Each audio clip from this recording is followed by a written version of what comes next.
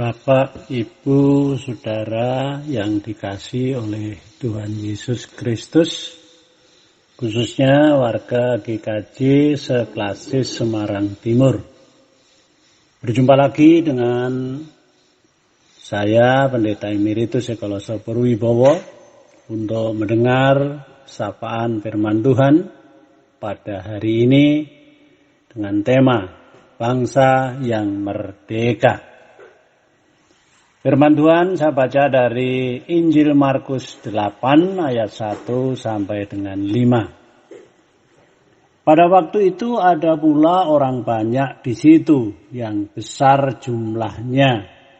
Dan karena mereka tidak mempunyai makanan, Yesus memanggil murid-muridnya dan berkata, "Hatiku tergerak oleh belas kasihan kepada orang banyak ini.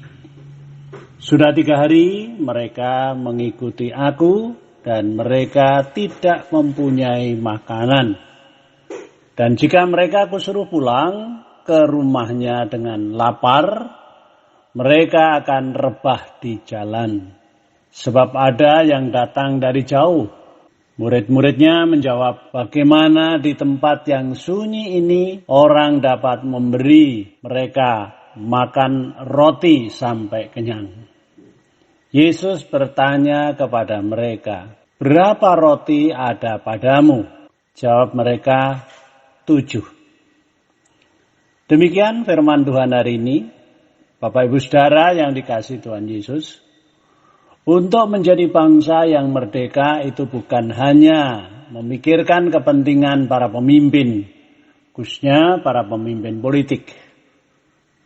Kemerdekaan satu bangsa ialah menjadi tanggung jawab bersama anak bangsa tanpa kecuali. Seluruh anak bangsa harus bisa bergotong royong atau sangkul sinangkul ing repot. Hal ini sangat tepat dengan apa yang menjadi tema bangsa Indonesia di ulang tahun yang ke-76.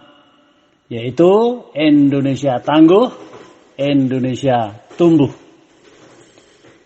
Sebagai bagian dari bangsa Indonesia, kita memiliki kewajiban untuk berpegang teguh, untuk menjadi bangsa yang tangguh, yang ulet, yang tidak cengeng. Senang menjadi bangsa jajahan atau dijajah oleh bangsa asing. Bangsa Indonesia harus tumbuh dalam segala lapangan kehidupan untuk bisa menjadi bangsa yang maju, yang tidak harus tergantung bangsa lain. Menjadi bangsa yang semakin dewasa.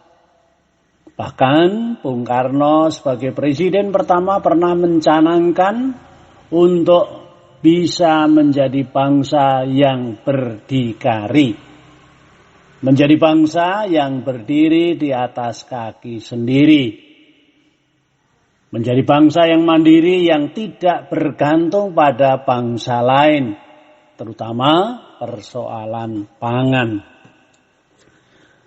Berdasarkan Injil Matius 8 ayat 1 sampai dengan 5, Tuhan Yesus mengingatkan para muridnya bahwa ada orang banyak yang sudah 3 hari mengikut Tuhan Yesus dan tidak mempunyai apa-apa. Artinya mereka terancam kelaparan. Sayangnya di antara para murid tidak tergerak hatinya untuk memikirkan orang banyak itu. Tuhan Yesus menyatakan, "Hatiku tergerak oleh belas kasihan karena orang banyak ini." Karena yang tergerak hanya Tuhan Yesus, sehingga agak lambat menangani karena antara pemimpin dan pengikutnya belum bisa kerjasama dengan baik. Bahkan para murid beralasan yang sangat manusiawi untuk tidak memikirkan penderitaan orang lain dengan menyatakan, "Bagaimana di tempat yang sunyi ini orang dapat memberi mereka roti sampai kenyang." Pernyataan para murid itu memang masuk akal. Tapi sebagai murid Tuhan, mereka kurang percaya pada kuasa Tuhan Yesus. Walaupun mereka sendiri memiliki potensi yang cukup. Yesus bertanya kepada mereka, berapa roti ada padamu? Jawab mereka, 7. Apa yang ada pada mereka nampaknya sedikit.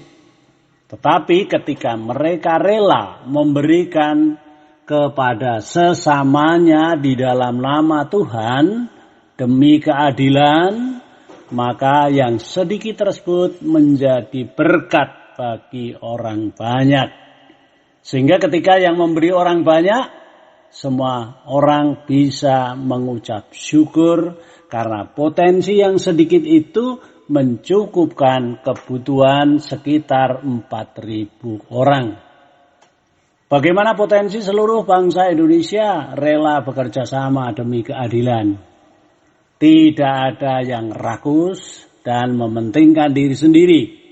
Tentu bangsa Indonesia akan mengalami pertumbuhan dan ketangguhan yang luar biasa, terutama dalam mengatasi COVID-19. Masyarakat rela mengembangkan slogan yang di Jawa Tengah ada, yaitu Jogo Tonggo. Maka negara tidak akan mengalami kesulitan ekonomi, karena mereka yang memiliki potensi kecil pun tidak hanya berpikir untuk dirinya sendiri, tetapi rela berkorban demi menolong tetangga, saudara yang sedang membutuhkan. Kesadaran yang demikian ini penting dimiliki oleh jemaat, oleh pengikut Kristus, tetapi juga penting dimiliki oleh seluruh bangsa Indonesia demi mengatasi kesulitan ekonomi di masa pandemi saat ini. Tuhan memberkati. Amin. Demikian renungan harian Klase Semarang Timur hari ini, semoga menjadi berkat bagi kita semua.